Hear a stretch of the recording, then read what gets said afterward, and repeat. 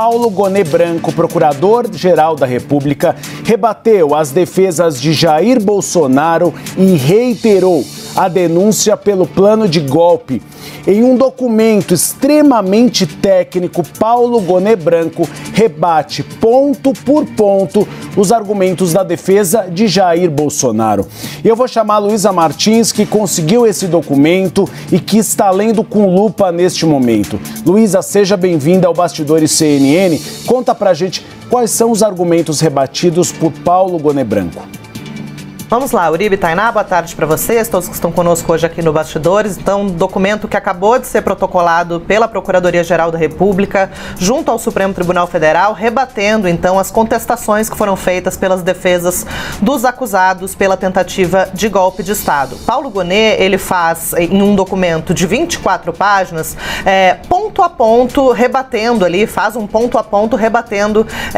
todas as teses, né, os argumentos jurídicos que foram apresentados, então, pelas defesas dos acusados, especialmente pela defesa do ex-presidente Jair Bolsonaro. Ele começa falando, Uribe, muito sobre a questão que suscitam algumas das defesas sobre uma parcialidade do ministro Alexandre de Moraes. Gonet contesta esse ponto, diz que, inclusive, o próprio Supremo já julgou, né, ações que pediam a retirada de Alexandre de Moraes do caso por uma suspeição ou impedimento e que, com isso, não há nenhum tipo de obstáculo técnico para que Moraes não só siga na relatoria do processo, como também possa votar, né, no recebimento da denúncia, um julgamento que deve acontecer aí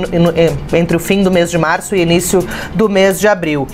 A defesa de Bolsonaro também tinha apontado o chamado document dump, né, que é uma prática que, segundo a defesa, é utilizada para anexar um volume muito extenso de páginas de forma desorganizada ali, sem uma lógica muito forte. Isso impediria, na visão da defesa, uma análise minuciosa de todos esses pontos, né, dessas mais de 80 mil páginas, e isso, então, era contestado pela defesa de Bolsonaro. Paulo Gonet disse que é vazia essa queixa de document dump, que a pertinência temática e probatória dos elementos informativos está demonstrada ao longo de toda a peça acusatória, ao longo de todo o texto ali da denúncia, que indicou os fatos considerados penalmente relevantes, as evidências que embasaram esses fatos relevantes e os autos onde essas informações poderiam ser encontradas. Então, na avaliação de Gonet, não há nenhum prejuízo ao exercício da defesa, por mais extensa que sejam, né, essas extensas que sejam as páginas da denúncia e os anexos que vieram junto. Em relação à delação de Mauro Cid, algo que também Bolsonaro e os demais acusados contestam, Gonet fala que é expressivo que o colaborador, em sua resposta preliminar, pleiteou a manutenção de todos os termos ajustados no seu acordo, reforçando a voluntariedade da pactuação desse acordo fechado com a Polícia Federal e também o compromisso do delator Mauro Cid com o cumprimento das cláusulas estabelecidas. Então, também, segundo Gonet, não há que se falar em uma possível nulidade do acordo de Mauro Cid, porque essa delação premiada teria seguido aí todos os trâmites legais ao ser fechada ali com a Polícia Federal. Em um outro ponto também, Gonet contesta a alegação da defesa sobre a chamada Fishing Expedition, né? É uma prática que costuma ser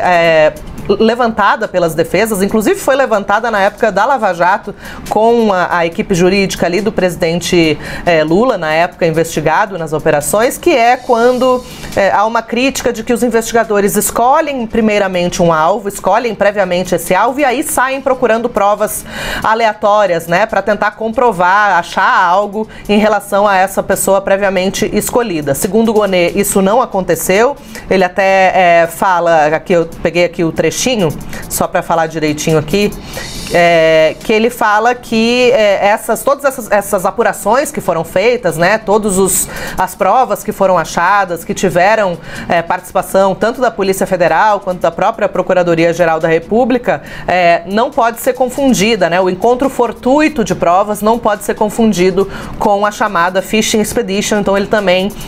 afasta essa alegação de pesca predatória, né, como é chamado aí em português essa prática aí que é normalmente citada pelas defesas. Um outro ponto que Gonê também aponta é em relação ao pedido feito, a um pedido feito especificamente pela defesa do ex-presidente Jair Bolsonaro, algo que, salvo engano, as outras defesas não adotaram, que